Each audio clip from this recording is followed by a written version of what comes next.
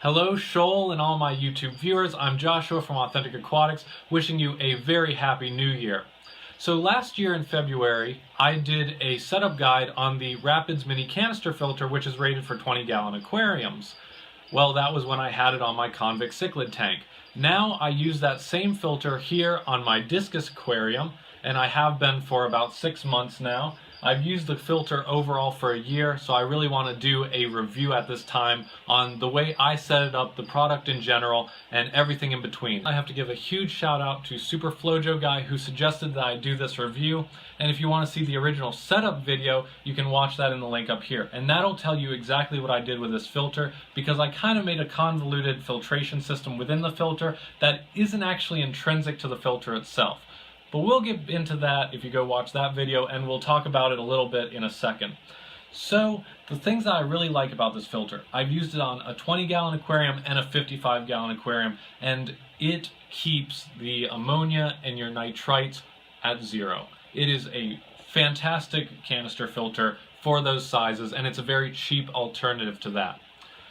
In terms of producing sound, very quiet, except when you have it on a larger tank like this. In a 20-gallon, this wouldn't be a problem, but as water evaporates, and because there's a larger lip on a 55-gallon aquarium than a 20-gallon, sometimes the flow bar gets above the water's surface, and if air gets trapped in there, it'll make an occasional squeaking sound, which you hear right now.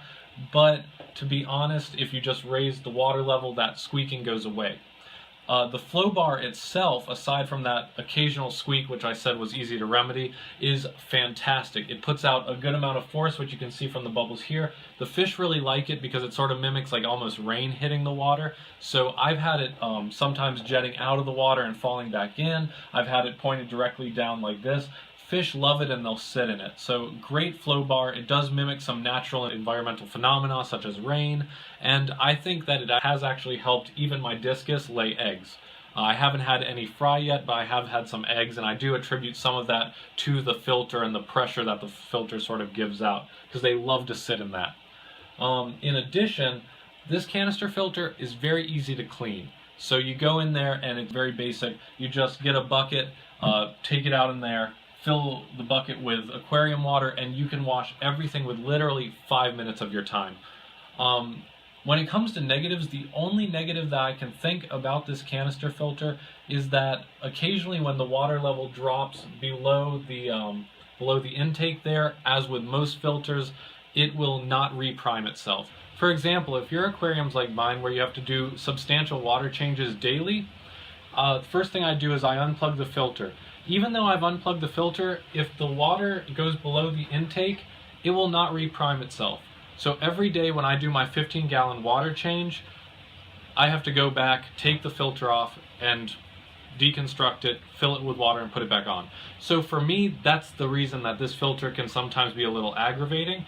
But if you're on a 20-gallon aquarium where you're only doing, 20% of your water change a week, very different story. You're almost never going to have to go back there except when you actually mean to clean it. So that's really the only downfall of this filter, and that was the bare bones what is good and what is bad with this filter. Honestly, it makes any tank really easy to maintain because it keeps those levels very low. I mean, obviously the nitrate levels, as long as you keep up with your water changes, you're not going to see any ammonia or nitrites with this. One of the other problems you might have, which is just a canister filter problem in general, is that if this somehow kicks off, turns off, stops pumping, stops flowing, the bacteria in there can die, and that can become toxic if you plug it back in. So if you ever see the canister filter off, don't plug it back in and don't let water from the canister get back into the tank. Drain all the water out of that canister and start fresh. Obviously just wash the material, wash your media, and you'll be good to go. But you can poison your whole aquarium with sort of a toxin that's produced from all the dying bacteria that's in there. So watch out for that. Just to show you what we're working with here, here's the intake, and I've covered that with fluval sponge to act as a mechanical and biological filter, and that's the first stage of this. The next stage is in here, so you take off the lid, and you'll find two different chambers. So this I filled with fluid bed media, and this one is several ceramic cones or ceramic cylinders inside a bio bag. And that's to act both as mechanical and biological in a second phase, and then the water will eventually go through these fluidized media, and that is when it will enter the chamber here and exit out back into the aquarium via the flow bar, spray bar. So when I originally set this up, I actually had another layer of fluval sponge in here that I cut to fit, and I just found that let way too much air, too much time, gaps between water coming in, and so I removed that and I just stuck with this, and this has worked really well.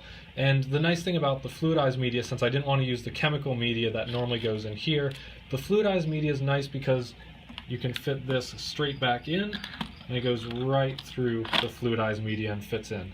So that's why the fluidized media is nice in there. But you know, compared to ceramic media, it is certainly not the most effective media. So therefore I do have a solution to that, and these are actually the ones that come with the canister when you buy them. These are the ceramic cylinders. So this is my solution for people who want a superior media for the space provided in that second compartment of the filter. So this is a ceramic cylinder tower that I've made, and it's really simple to make. So all you have to do is take a common straw like this, cut it where you want it, and then you take the media provided to you by the actual filter itself. It comes with it, complimentary, and you just slide the media bits onto the straw. So once you have the amount you want on top of the straw, you just cut the excess bit, and then you take some fishing line, and you cut the fishing line. Of course, you're not going to be able to see it very well, but you take it, cut the fishing line, then you're going to take your fishing line and feed it through your straw to the other end. And once you have that, you can tie it off with any knot you see fit.